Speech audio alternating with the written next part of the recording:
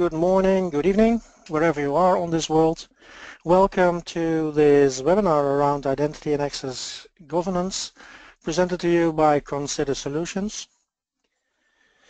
You have been signing up for this webcast based on the abstract that we did send around, and we will try to do this webinar in 45 minutes, including answering any questions that you might have. Please send in as many questions as you can. If we don't have time at the end to address them all, we will approach you directly by mail with an answer. You can fill in your questions on the panel presented by webinar, and you can enter them anytime during the webinar, and we will pick them up. Today's presenters, I'm happy to introduce to you Martin Reeves, Principal Consultant at Consider Solutions. Hello, Martin. Hi, Hans. How are you? Not too bad. Let's make this a nice webinar. And myself, I'm Hans van Es, CEO of Consider Solutions. And we want to go through this agenda with you, where we try to, after a little introduction about ourselves, tell you a bit about the identity context, the challenges we see in identity and access governance, the needs, why would you need it, implementing successfully, because that's not as obvious as you would think, some thoughts for the road, or more specifically your road that you could take, summary and conclusions, and then we will introduce the availability of a white paper. For those who don't know us, Consider Solutions, we are a consulting firm specializing in helping customers to improve what we call world-class finance activities, specifically in the areas of financial control and compliance, risk assurance and finance process optimization. And we do this with a number of supporting activities ranging from business consulting to turnkey solutions. And with those implementations and advice, we hope that our customers improve their results and cash flow and have a better risk management in their operation. We do this for customers for 15 years now. Customers, you see a few examples here. A lot of them are household names in many different industries and in many different geographies. Most of the time we have a long-term standing relationships with those organizations. Based on that contact with those customers, we are running this webinar, and we are doing this because there's a lot of fuss going around about the topic of identity-related, access-related elements in the press. All big vendors are pushing their solution for it, whatever it encompasses, and they push it as a must-have, and you can't do without it. And at the same time, they create a lot of confusion. We call it the confusion games all over again, using same words for different things with different meanings. It is a bit like the days of governance, risk and compliance, where GRCs did stand for almost everything. Now we have the idea that anything with the words identity and access in it stand for everything. And we conclude that at PowerPoint level everything is the same, but one level beyond things differ quite dramatically.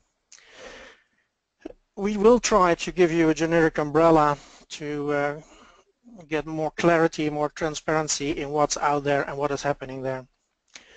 And last but not least, we also addressed the question, do you really need it? Because is it just another hype or something that you can't do without? Weirdly enough, identities have been around for quite a long time, so why all this confusion? We know about identities. We have at least 60 years of IT experience dealing with identities in whatever form, and so you would think that we would have mastered this area completely. But what we find is a lot of confusion and a lot of misuse of words there. And Martin, can you give a bit of more structure and insight how we look upon this matter? I certainly can. Thanks, Hans.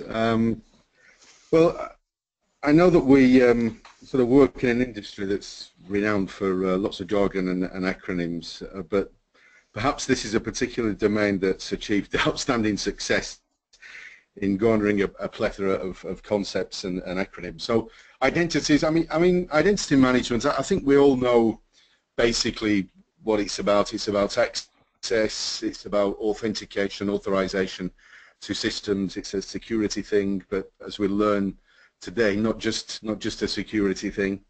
And what I'd like to do is I'd like to look at take a few definitions. I mean, there's plenty of acronyms out there like IDM, Identity Management, IDG, Identity Governance, IAM, Identity Access Management, Identity Management Governance, etc., etc. But what I'd like to do in this particular webinar, I'd like to concentrate on three acronyms. I'd like to concentrate on one actually, which is the term Identity Access Governance, but also touch on Identity Management, or IDM, and Identity Access Management, IAM, just to add more context to it. So whichever terms you're familiar with, this topic has been, I mean, it's been on the CI agenda now for a good 15 years, and perhaps one of the first acronyms that we used was IDM, or Identity Management. And with the emergence of technologies such as directory services, early IDM projects focused around things like authentication, provisioning and maintenance of identities. Typically, they would be user accounts for employees. But with the advent of Sarbanes-Oxley and the regulatory control, brought in an awareness that managing the identity itself, so who are you and are you who you say you are, that was not enough. There was an obvious need to know that users were accessing only what they needed to perform their function, and that access met good compliance standards and was conscious of the nature of the business and the concept of joiners, movers and leavers and all that it entails business-wise, giving rise to initiatives now being termed as IAM, or Identity Access Management. And of course today, where we have disciplines around governance, then of course we get a new term called Identity Access Governance, comprising of the management of identities, the control of access of these identities to assets, and we come with, yes, as I said, this new term, Identity Access Governance. So let's look at this a little bit, a bit closer.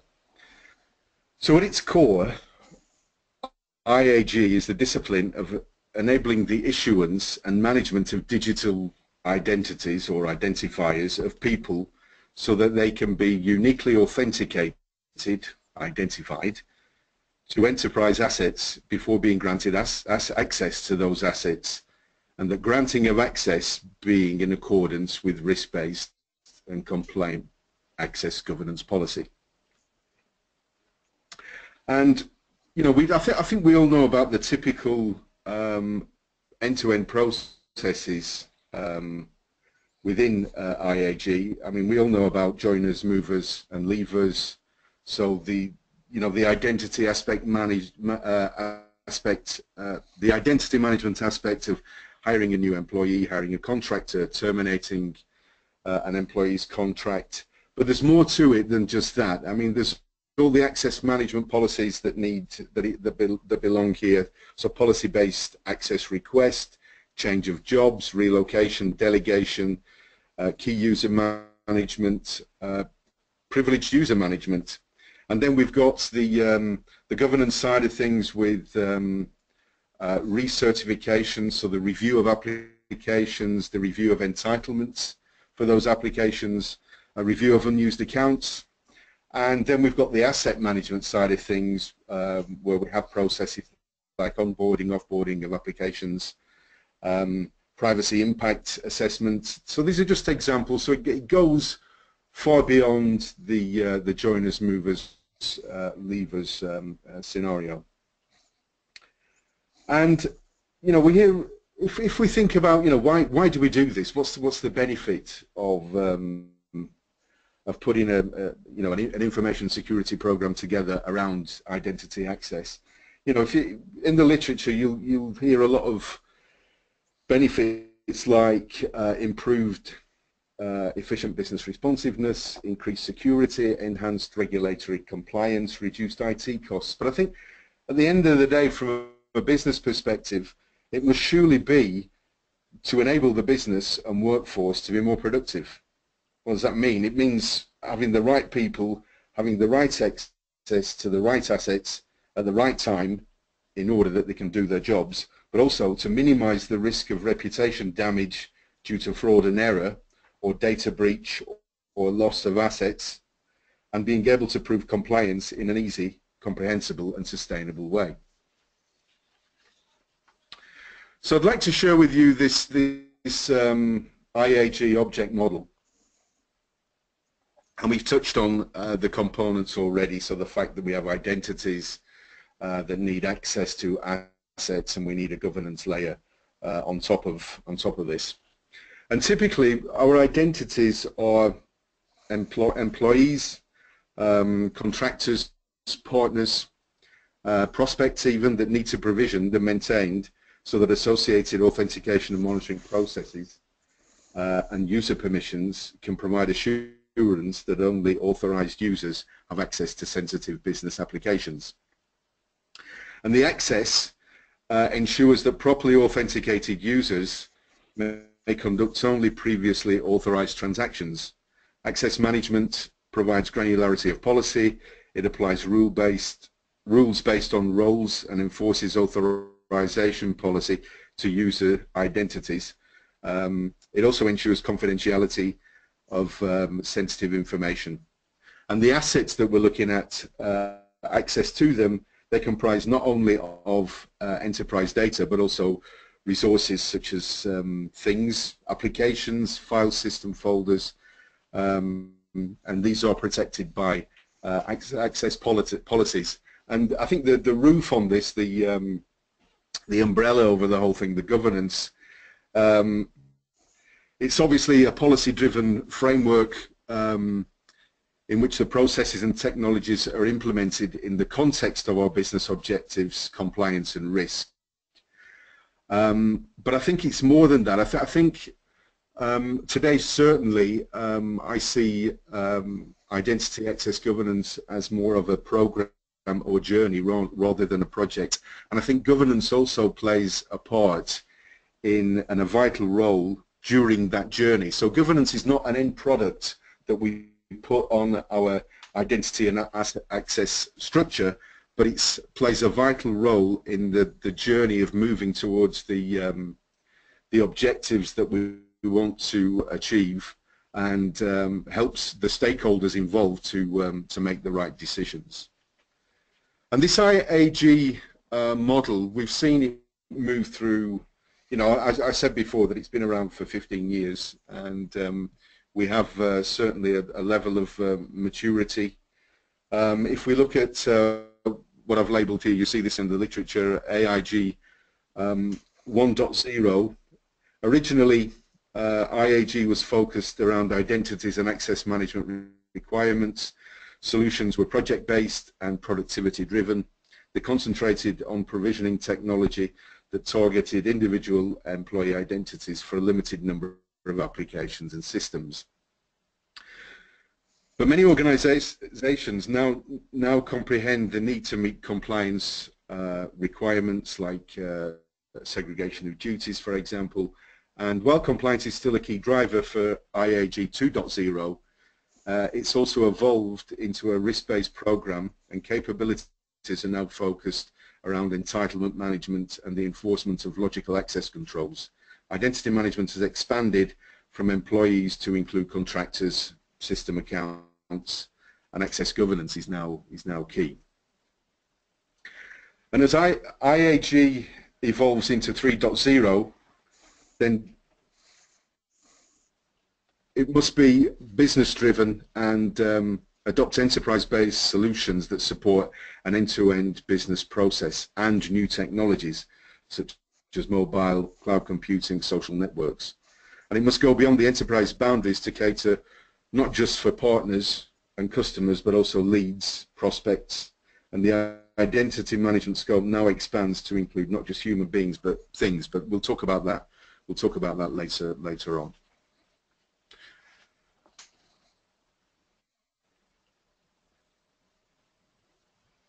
There isn't much in the literature about success or failure. I mean, no one wants to talk about failures, but there is a lot of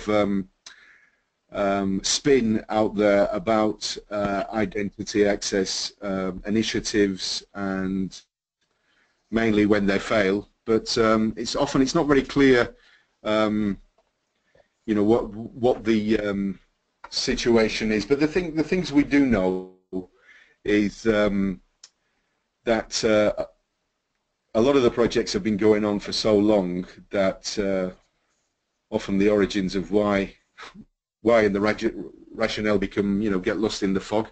But some metrics that we have found on projects, I mean, I'll just read these out. So they are usually IT initiated and owned. That's about 80%. A lot of them use you know, a classic waterfall approach, and they're often driven by a technical need or a tool perspective, and 80% show severe budget overruns, and we do get up to about 20% of projects that are actually stopped or cancelled.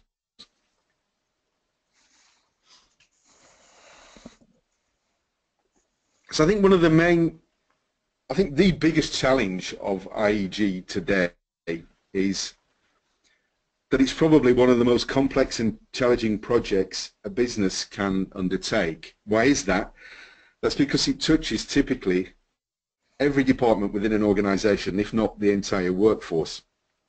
And it requires stakeholders from across business, so from HR, who usually own the joiners and leavers process, but also finance, sales, purchasing, operations, the whole end-to-end processes of your business, and they may own part of the processes like movers, and we've got, of course, got IT who are responsible for its implementation.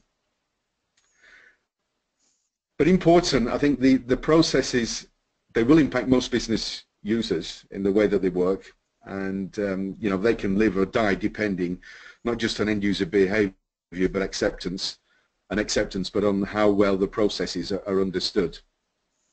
And therefore it also requires a multi-departmental and a multidiscipline team to succeed. So I think, you know, we have heard this before about projects. This is not an IT project, but I think, you know, let me state this, that an IAG is absolutely not an IT project. We need appropriate business stakeholders. They need to be identified, brought on board, as well as business process owners for complex business solutions. And if we go through this list, I think, you know, some of the main reasons for failing is a lack of awareness of those two things. So we, you know, from a business value perspective, we've got lack of clear business objectives, that it's IT driven. Some of the risks is underestimating the fact that every person in the organization can be involved, and we need it to communicate correct and effectively to not just our stakeholders but to our community, including our employees. And I think we also know today that from a solution perspective, there's no point solution to IAG, and whichever tools that we do that do fit our need, then they don't work out the box. They've got to be configured. So I think often one of the main pitfalls is thinking that bottom up, one product will, you know, one size fits all from one product perspective. Thanks, Hans. Thank you. Yeah, thank you, Martin. Good insights. It made me wonder when in the preparation of this webinar, I saw those reasons for failure, and I thought, well, we have to and apologies to Gartner, we have to use the hype cycle also for IAG related projects, and you can fill it in easily. As you Martin explained, yeah, we started often with an IDM implementation with a lot of expectations that it would resolve all our problems, and after 5 years and a few millions later, we found out that it was a straitjacket that didn't cover all those elements. And then we, at a bright moment, we discovered that there were good things in there. There might be some overkill left and right, and we might have not covered the unforeseen.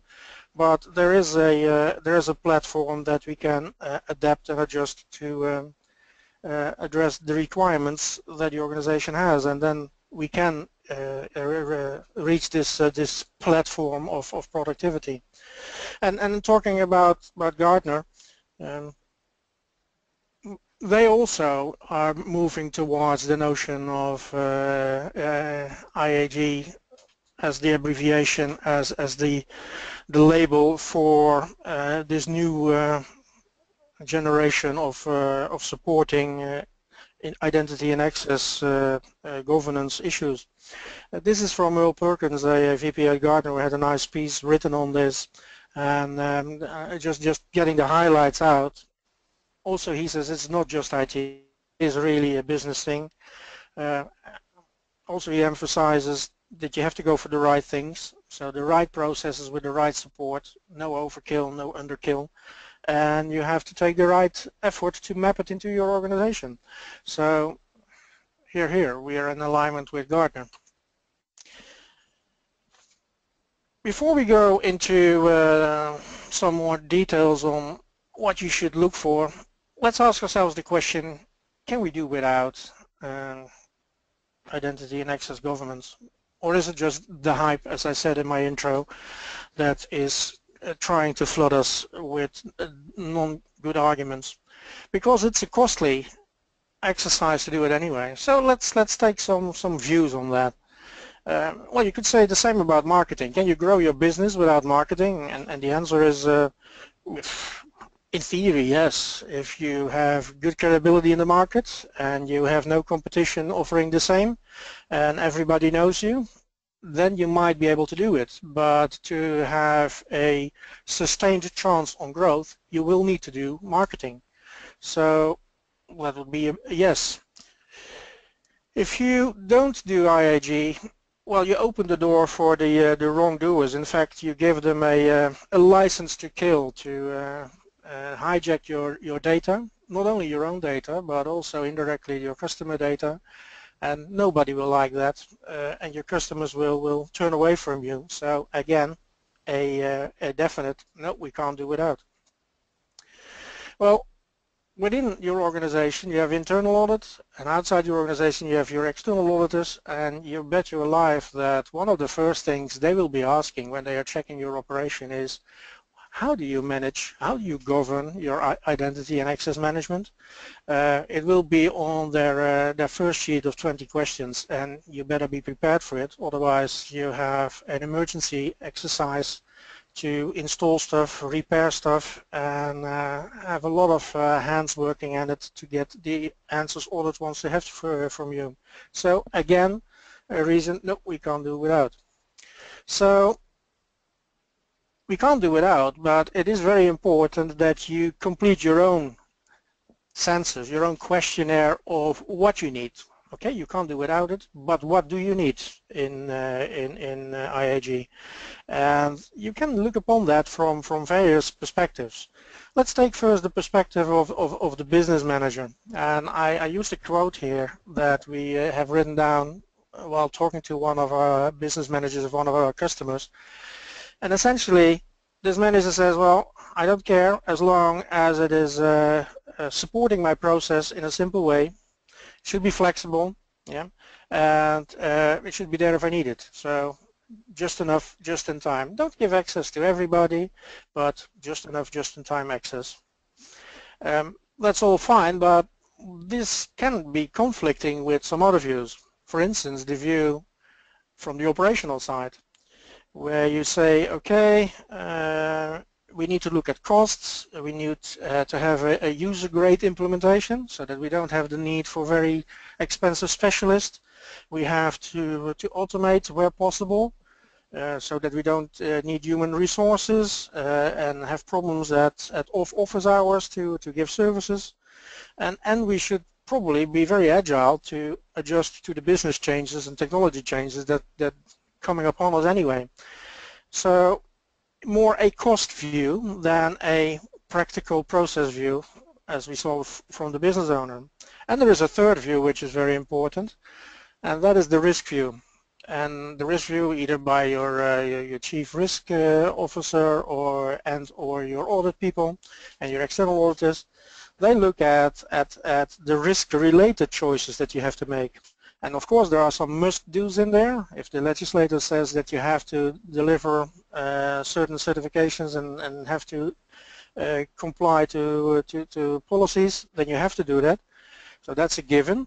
But there's also a must-protect area of risks that if you don't address these properly, you put the risk of the whole company at stake. For instance, as I mentioned, giving access to customer data to wrongdoers. And then the category comes, okay, there are risks that we could cover, but should we cover them? And there you have to take a trade-off between costs and effort versus the potential size and severity of the risk. So three different needs that you should take into account. And it also emphasizes what Martin says is the complexity of this IAG world. All views are relevant and all views should take into account to make your personal agenda of the things relevant and the things to strive for. So far the needs. Martin, when you've addressed the needs, you have to implement it properly, and we have seen that implementing successfully is not as easy as we think. What can you tell us about successful implementation? Okay, well, based on some of the experience that we've that we have, certainly, what I'd like to do in this part of the presentation is look at some of the key elements that could lead to successful implementation. So some thoughts as for your road, your rocky road, or whichever way it is to IAG. Let's look at some leading practices, and then there's some work that we've done internally on Success Framework. We've got some quick wins that we can look at, and then next steps. So this particular slide shows some leading practices, and I just want to pick on some of these here. So I think it's vitally important that we do upfront, we identify or clarify the catalyst carefully. So, answering the question, so why are we doing this and what is it we want to achieve? I think that needs to be very clear at the start of this kind of initiative. And we talked about stakeholders, and I think we need to manage expectations and the engagement of stakeholders.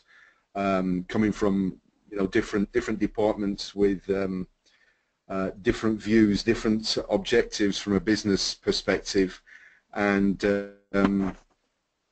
manage their expectations. We need to manage their politics as well, probably.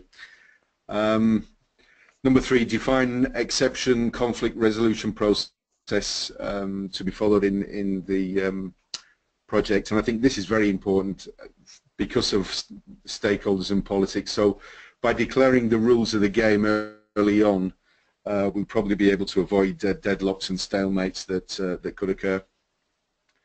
The vision is important, but no success without smart objectives. I think here we need to make sure that our objectives for the project are realistic. Don't overload the project, but deliver the agreed scope of increment. I think the iterative approach, by define, implement, refine is one of the best approaches to move forward. Ensure availability of cross-functional skills and competencies. Well, I think we already know that our approach is touching on all departments, all organizations, and different processes, functions, so we're going to need those skills as well. So interfunctional skills, inter-organizational skills.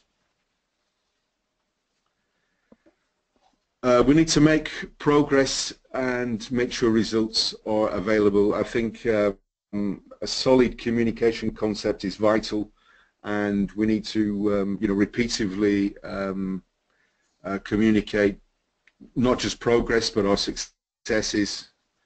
And let's not underestimate the transition from project to process. So I think we need to address very early in the program the move into operational mode and what that should or should look like. And of course, apply good management practices, managing up as well as down and across. So based on our experiences in this field, we've compiled this what we call an IAG Success Framework, and it's we feel it's something that could help you define, refine, realign your own IAG program. It can be used to navigate your program towards your objectives. You can use it as a barometer to measure progress and success against achieving those goals. And this framework should facilitate the drive for governance, a state of consensus, getting priorities right, and conscious decision making. So let's have a look at it in a bit more detail. So we can see we've got this cyclic, iterative framework.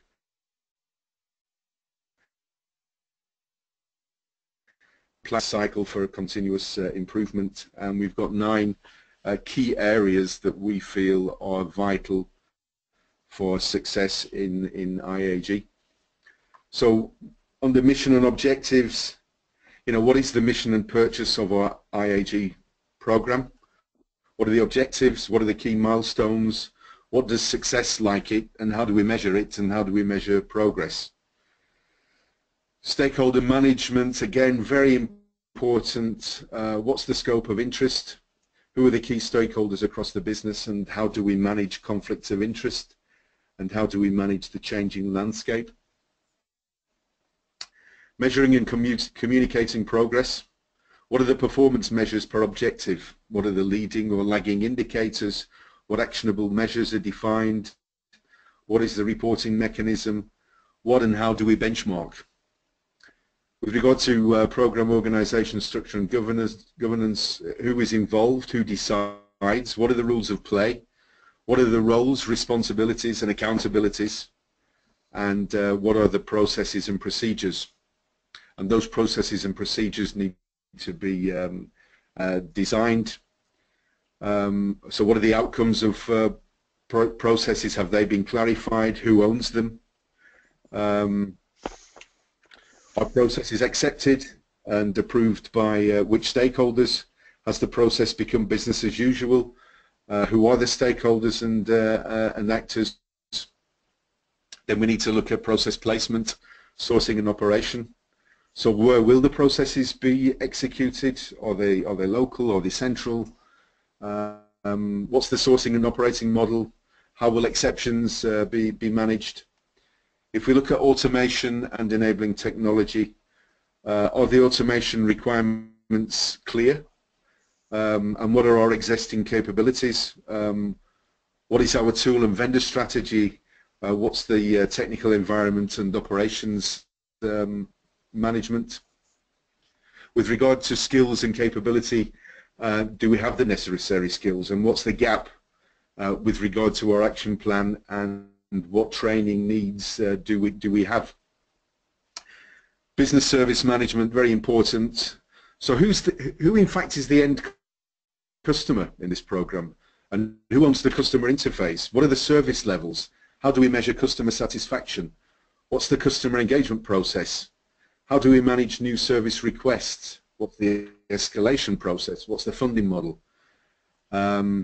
these are the types of questions that need to be addressed and answered within this this framework. So I'd like to look at quick wins. And here the idea of, quick wins can help us support a more evolution as a philosophy approach for iterative IAG implementation. And good candidates for quick wins, I think they often revolve around already well-defined ERP processes such as user access provisioning. User access provisioning for a set of systems. This could be like a suite of ERPs based on SAP or Oracle. There could be in-house applications.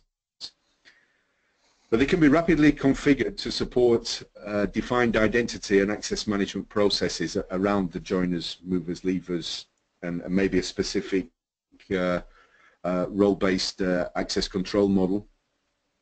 And I think if we can put these in place and base them around a self-service model with that cover core functions such as things like password reset, user access change requests, provisioning, deprovisioning of users. These are really, I would say, jewels in the user access control space that we can use to build quick wins. And I think important about this as well is the fact that by mapping business functions or roles to the security model, we can actually hide a lot of the technology from the end user or business user, so that he can put in these change requests based around business and not on the underlying technology. And when we put these sort of quick win prototypes in place, then we can prove the concept, not just from a technical perspective, but from a behavioral perspective, and an adaptation by the end user. So ideally, these quick wins, they should be scalable, and they can be incrementally rolled out to further like systems, to another, increase your access provisioning to a further set of SAP systems or Oracle, etc. And we can also extend the user access provisioning to not just to employees, but maybe to contractors, business partners.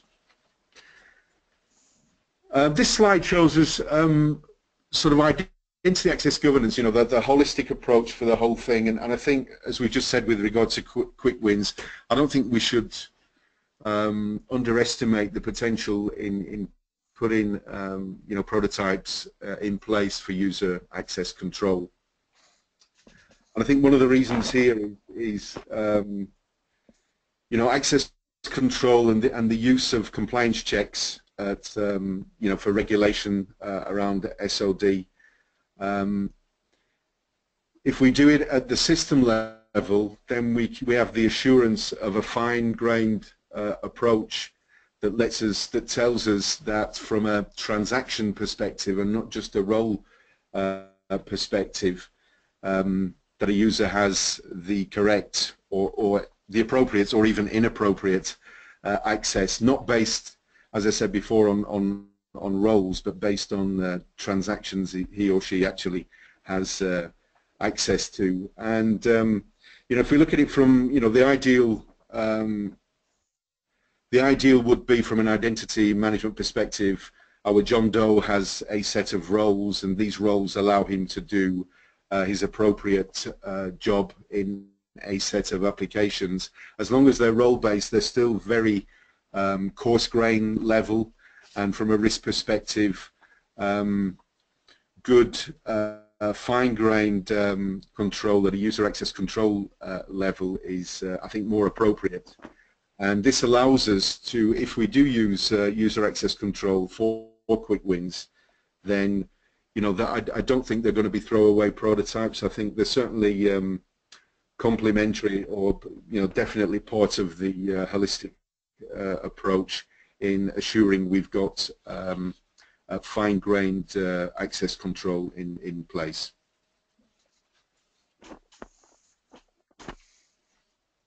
And I think just to recap, I think, you know, I've said before, if we can put something like self-service user access in place, what we're calling this, on the right-hand side of the IAG Lite side of things, you know, it brings, if we can successfully implement that as part of the, as a building block of the big picture, then, and if we can make it a self-service piece of functionality, then we are freeing up, you know, we have the potential to free up IT resources. So I think, you know, if it's self-service user access for a set of systems that looks at user access change requests, password reset, deep provisioning, reprovisioning, change requests, then, as I said, we can prove the concept, and they are quick wins that, you know, we don't throw away. We can actually build on them. So earlier on, we talked about you know, the maturity of AIG in 1.0, 2, and 3.0, and the idea of a 4.0, if there is one. I think the big challenge here, you know, we know that we're moving to, or you know, we're moving to cloud. We know that it's not just employees anymore. We can do partners, we can do prospects,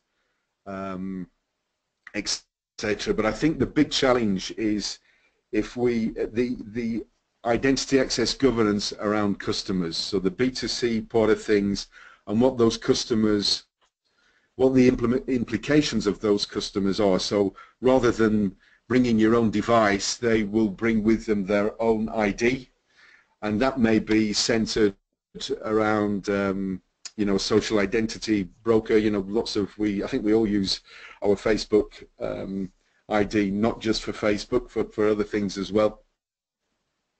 And you know, the fact that biometrics for user authentication. I mean, you know, I have on my laptop, I have authentication capability that I never use, but you know, on my iPhone, it's something I use every day to get into my phone.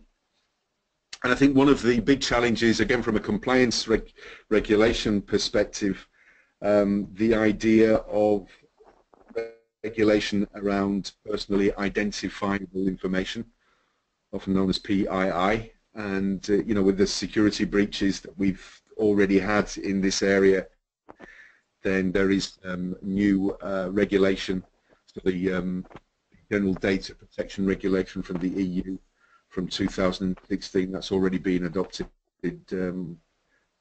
by companies.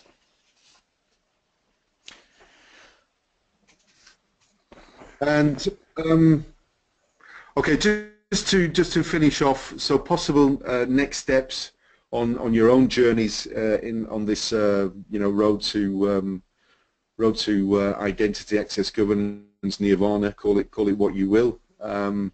I mean, I think certainly the success framework that we showed you, that could certainly be a benchmark or a barometer for, you know, your own objectives and how they could be redefined for doing an assessment on capability and maturity, for qualitative, quantitative fact finding, and generally as a plan for action, and something, you know, you can do yourselves, but something that we could also help you with. We could help you in a workshop way with your key players to look around the key facts for getting agreement with regard to stakeholders, priorities, the organisational embedding. You know, something that you can do on your own, but of course we would be glad to help you with these endeavours on your IAG journey. Thanks, Martin. Good information, good suggestions, good elements to think about. Let me try to summarize what we have discussed and what we have found. There is certainly a need for identity and access governance. The growing complexity of our business, both in scope, depth, and technology that we have to use, is a given.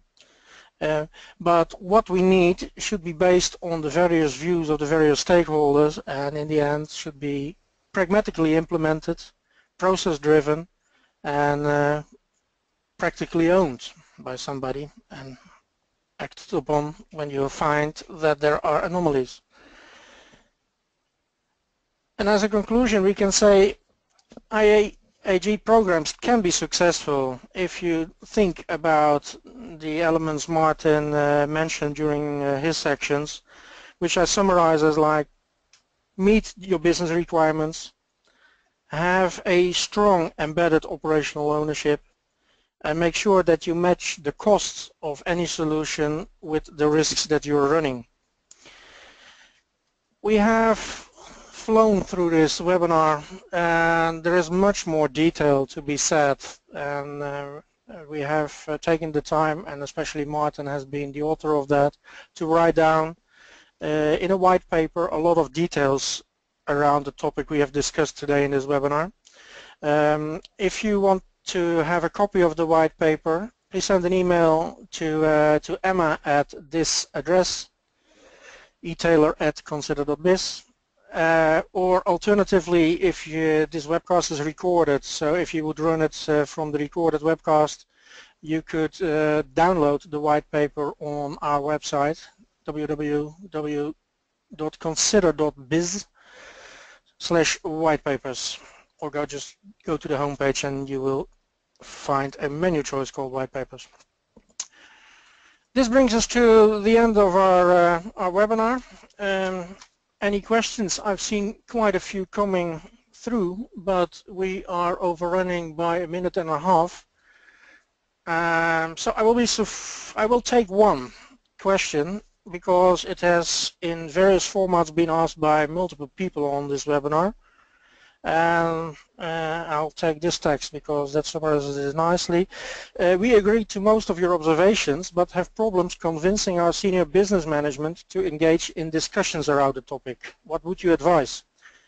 It's a good question, and it is asked more often to us. And as a general suggestion, we would say find 3 actual business issues that did arise or could easily be arising in the next few days because of non-wrong or incomplete identity and access governance, but describe it in business terms. Something like the sales system was down last week or for the whole Monday morning. You said you lost revenue amounts because the sales time, the system was down and the sales had to do overtime to correct the orders, etc. Arguments like that, or something like you wanted to set up a new special sales team for an action, and it took 2 weeks longer to start before everybody got the appropriate access to the underlying systems, and that cost you so much money, and etc. etc. If you bring it down to those business arguments, and you have 1, 2, 3, 4, 5 of them, business management, in our experience, is really willing to sit down with you to talk about these topics. So don't invite them for an identity and access governance workshop, because that sounds like technology, and you have noticed that we didn't mention technology much in our webinar today. We think it's more about people and organization, and by giving them examples that they can relate to and inviting them for a discussion around how can we prevent that in the future at an effective and cost-effective way, then we think you will have an open ear for it. There are many more questions, but we have overrun now for 4 minutes, and that's the maximum that Emma has given me to do. So I thank you for your time. Martin, thank you for your input. I wish you a very pleasant day and hope to talk to you soon.